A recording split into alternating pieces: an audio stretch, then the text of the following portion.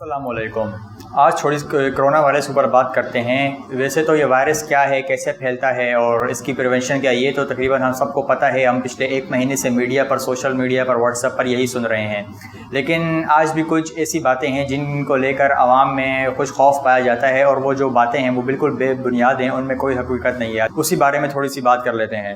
Number ایک جو بات عوام میں بہت زیادہ پھیلی ہوئی ہے، بلکہ ہمارے میڈیا پر اور سوشل میڈیا وغیرہ پر بھی یہ بات آتی ہے کہ کرونا وائرس کا کوئی ٹریٹمنٹ نہیں ہے، ڈاکٹرز اس کی ویکسین تیار کر رہے ہیں، اس کے ریسرچ کر رہے ہیں، اس کی دوائیاں بنا رہے ہیں، یعنی اس کا کوئی علاج نہیں ہے۔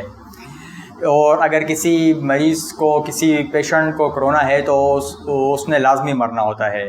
یہ بات ہمارے لوگوں میں بہت پھیلی ہوئی ہے، لیکن آپ کو پتہ ہی ہوگا کہ پاکستان میں بہت زیادہ بڑی تعداد میں لوگ ریکور ہوئے ہیں، وہ بالکل ٹھیک ہوئے ہیں۔ اس طرح باقی دنیا میں بھی بڑی تعداد میں لوگ ٹھیک ہوئے ہیں، اور جو ڈیتھ ریٹ ہے کرونا کا وہ تقریباً 2 سے 3% ہے، یعنی اگر 100 لوگ انفیکٹڈ ہو رہے ہیں کرونا سے تو ان میں سے صرف 2 یا 3 لوگ ایسے ہوں گے جن کی جان کو خطرہ ہے اور وہ مرے ہیں، باقی ٹھیک ہو گئے ہیں۔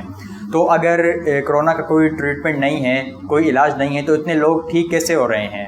دراصل بات یہ ہے کہ کرونا کا کوئی اسپیسیفک ٹریٹمنٹ نہیں ہے۔ اب اسپیسیفک ٹریٹمنٹ کیا ہوتا ہے؟ یعنی ایسی کوئی دوائی نہیں ہے، ایسی کوئی ڈرگ نہیں ہے جو ہم کسی پیشنٹ کو دیں اور وہ جا کر اس کے جسم کے اندر جا کر کرونا وائرس کو کل کر دے، ختم کر دے۔ ایسی کوئی ڈرگ نہیں ہے، لیکن اس کا مطلب یہ نہیں ہے کہ اس کا کوئی ٹریٹمنٹ نہیں ہے اور اس نے لازمی مرنا ہوتا ہے۔ اب یہاں پر سوال یہ اٹھتا ہے کہ اگر ایسی کوئی ڈرگ نہیں ہے تو وہ پھر بندہ ریکور کیسے ہوتا ہے، وہ ٹھیک کیسے ہوتا ہے؟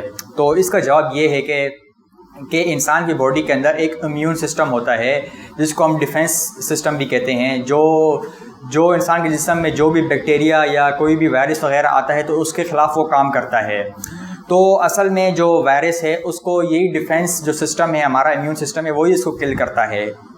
باقی جو ان پیشنٹ کو آئسولیشن میں رکھا جاتا ہے تو وہ اس لیے رکھا جاتا ہے تاکہ جو یہ وائرس ہے یہ ایک سے دوسرے کو نہ پھیلے، اور وہاں پر اس کو صرف اس کے جو سمٹمز شو ہو رہے ہوتے ہیں ان کے اوپر ہی اس کو ٹریٹمنٹ دیا جاتا ہے۔ یعنی اگر اس کو گلے میں تکلیف ہو رہی ہے تو اس کو اسی کی دوائی دیں گے، اگر اس کو سانس میں پرابلم ہو رہی ہے تو اس کو آکسیجن تھراپی دیں گے، یعنی جو اس پر سائن آ رہے ہیں اسی کے اوپر اس کو فوکس کرنا ہے۔ باقی اس کا وائرس کو اس کے اپنا امیون سسٹم ہی کل کرتا ہے۔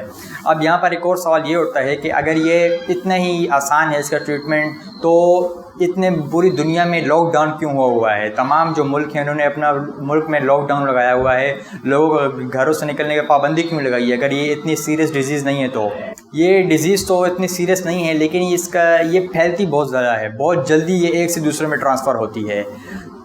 ہوتا کیا ہے، جب اسپتال میں 10 بیڈ ہیں اور وہاں پر 100 مریض آ جائیں تو لازمی سی بات ہے ہاسپٹل میں ریسورسز نہیں ہوں گے، ان کے پاس اتنی جگہ نہیں ہوگی، ان کے پاس اتنے ڈاکٹر نہیں ہوں گے، ان کے پاس اتنے نرسز نہیں ہوں گے، ان کے پاس اتنے اکوپمنٹ نہیں ہوں گے، تو یہاں پر پرابلم آ جاتی ہے۔ اب یہاں پر جو لوگ آلریڈی کسی کرونک ڈیزیز کا شکار ہیں، ان کو کوئی لنگس کی ڈیزیز ہے یا کوئی کارڈک ڈیزیز ہے، تو وہ لازمی سی بات ہے ان کو لازمی کیئر چاہیے ہوگی۔ لیکن جب ہسپتال میں اتنی جگہ ہی نہیں ہوگی، اتنے اکوپمنٹ نہیں ہوں گے، تو وہ ان کے لیے پھر پرابلم ہو جائے گی، تو اسی لیے لاک ڈاؤن کیا جاتا ہے۔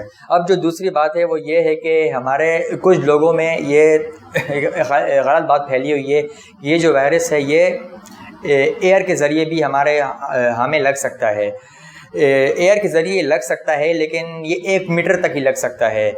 اگر کوئی ایک کرونا کا مریض ہے، وہ ایک جگہ کھانسی کر رہا ہے، تو وہ جو وائرس ہے وہ اسی 1 میٹر کے اندر ہی ہوگا، اس سے باہر نہیں جائے گا۔ ایسا نہیں ہے کہ وہ وائرس 1 میٹر کے اندر سے نکل کر ادھر سے وہاں چلا جائے، وہاں سے کراچی سے حیدرآباد، اور مطلب پھیلتا نہیں ہے، وہ ایک مخصوص ایریا میں ہی ہوتا ہے۔ وہ اس ایریا میں کتنی دیر رہے گا یہ کافی چیزوں پر ڈیپینڈ کرتا ہے، ٹیمپریچر پر ڈیپینڈ کرتا ہے، موئسچر پر ڈیپینڈ کرتا ہے، کافی چیزوں پر ڈیپینڈ کرتا ہے، لیکن مخصوص ایریا میں یہ پایا جاتا ہے۔ آپ نے اکثر سنا بھی ہوگا کہ جب کسی سے بات کریں تو 1 میٹر کا جو فاصلہ ہے وہ رکھیں، 2 بندوں کے درمیان 1 میٹر کا فاصلہ ہونا چاہیے تاکہ یہ جو وائرس ہے ایک سے دوسرے میں ٹرانسفر نہ ہو۔